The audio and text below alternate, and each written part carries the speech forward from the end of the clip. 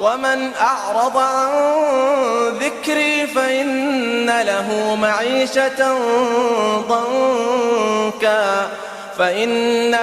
معيشة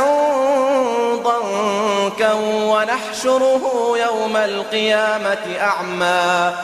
قال رب لم حشرتني أعمى وقد كنت بصيرا قال كذلك أتتك آياتنا فنسيتها وكذلك اليوم تنسى وكذلك نجزي من أسرف ولم يؤمن بآيات ربه ولعذاب الآخرة أشد وأبقى أفلم يهد لهم كم أهلكنا قبلهم من القرون يمشون في مساكنهم إن في ذلك لآيات لأولي النهى